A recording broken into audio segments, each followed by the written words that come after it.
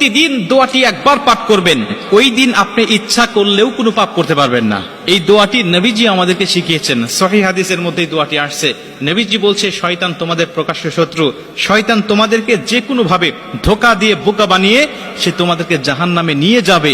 এটা আল্লাহর সাথে শয়তান চ্যালেঞ্জ করে দুনিয়াতে আসছে। অতএব তোমরা শয়তান থেকে সবসময় আল্লাহ পাকের কাছে পানাহ চাইবে। বান্দা পানাহ চাইতে দেরি হবে, আল্লাহ পাক শয়তান থেকে ওই বান্দাকে পৃথক করতে দেরি করবে না। কারণ আল্লাহ পাকও চান এই বান্দাগুলো জান্নাতে যাক, শয়তান যেন আমার বান্দাকে ধোঁকা দিয়ে বোকা বানাইতে না পারে। এজন্য আপনি এই দোয়াটি পাঠ করবেন। আবু দাউদ শরীফের বর্ণনায় হযরত আমর ইবনে আস রাদিয়াল্লাহু তাআলা আনহু হাদিসটা বর্ণনা করেছেন। তিনি বলছেন, নবীজি আমাদেরকে এই দোয়াটি শিখিয়েছেন আর বলেছেন, তোমরা এই দোয়াটি প্রত্যেকটা দিন যদি একবার করেও পাঠ করতে পারো, তাহলে আল্লাহ পাক ওই দিনের জন্য, ওই দিন এবং ওই রাত 24 ঘন্টার জন্য আল্লাহ তোমাদেরকে শয়তান থেকে পৃথক করে দিবে।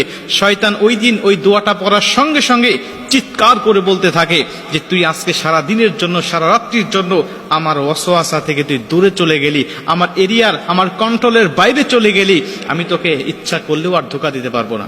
এজন্য প্রত্যেকটা মুমিনের উচিত হবে এই দোয়াটি শিখে নেওয়া এবং প্রত্যেকটা দিন একবার হলেও পাঠ করা। আল্লাহ রাসূল সাল্লাল্লাহু আলাইহি ওয়াসাল্লাম দোয়াটি বলছেন, আউযু বিল্লাহিল আযীম ওয়া বিওয়াজহিল কারীম ওয়া সুলতানিহিল কাদিম মিনাশ শাইতানির রাজিম। আমি দোয়াটি আবারও বলছি, দোয়াটি সবাই লিখে নেবেন যাতে আপনার ভুল না হয়ে যায়।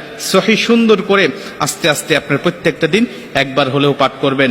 আউযু বিল্লাহিল আযীম ওয়া বিওয়াজহিল কারীম ওয়া সুলতানিহিল কাদিম মিনাশ শাইতানির রাজিম। নবীজি বলছে, তুমি এইভাবে আল্লাহ পাকের কাছে এই দোয়াটি পাঠ করে শয়তানের কাছ থেকে তুমি পানাহ চাও, আল্লাহ তোমাকে শয়তান থেকে অবশ্যই পানাহ করে দিবেন এবং শয়তানের ধোঁকা থেকে তুমি মুক্ত হয়ে যাবে।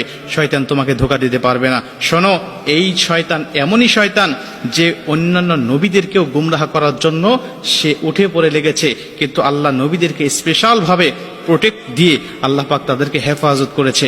আপনারা অবশ্যই জানেন, আমাদের আদি পিতা হযরত আদম আলাইহিস সালাতু ওয়াস সালাম